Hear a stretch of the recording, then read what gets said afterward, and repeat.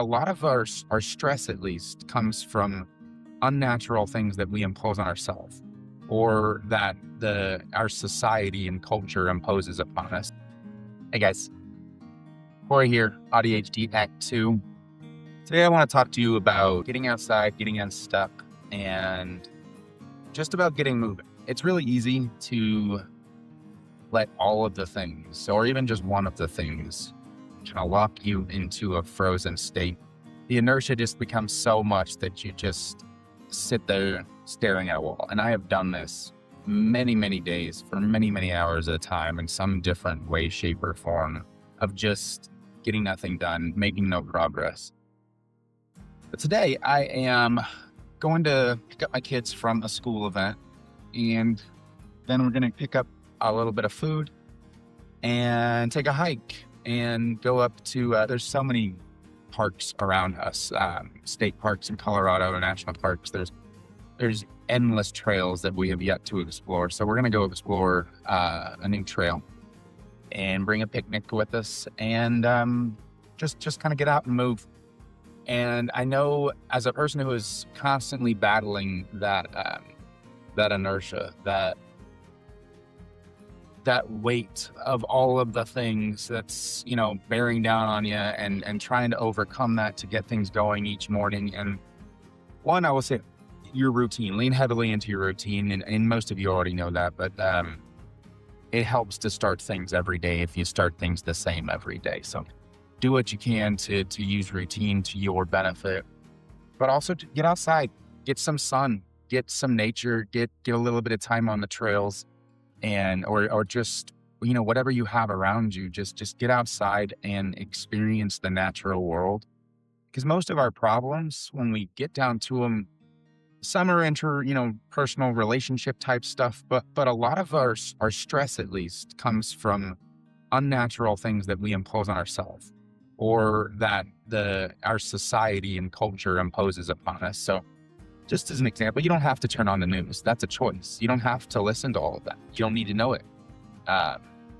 Most people, maybe your job requires a little bit of it, but for the most part, you can ignore all of that noise, just like every other human before 100 years ago ignored all the noise. Like they didn't know what was going on 20 miles away, much less 2,000 miles away. So do things that feed you, but that don't feed your stress level. And use, when you get the chance and you have options of what you're going to do and how you're going to spend your free time, when you can, turn that dial towards the natural side of the world and away from, electronics and all of those things that are kind of man-made.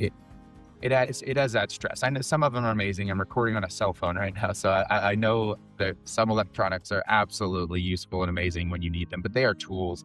Do not let them take up so much of your time that you're missing the actual world you live in.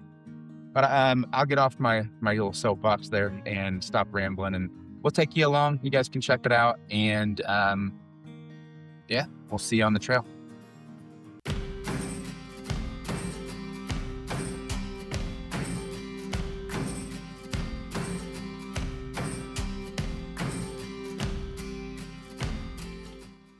We spend so much of our lives trying to function in a world that's not meant for us.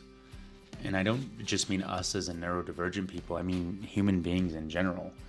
We're animals and we're meant to live naturally, yet we sit under fluorescent lights and we stare at screens, force ourselves into rigid boxes and narrow career paths. And then we wonder why many of us are constantly exhausted, in pain, unhappy with the modern world and our lives in it.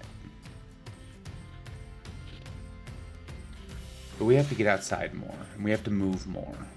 Our body is more than just transportation for the mind. It's a vehicle for everything that we're ever going to experience, for everywhere we'll ever go.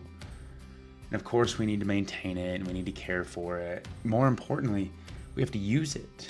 And if we don't, we'll find ourselves facing more and more limitations, especially as we age, and we'll have less of a body to use.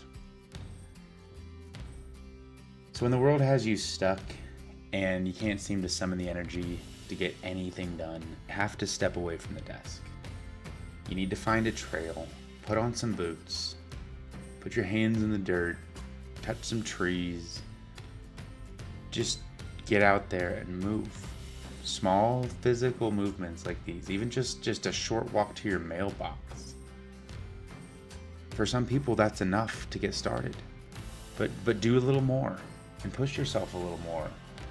And these small movements will have a huge impact on your mood, and they'll help ground you, and they'll help remind you of what's important.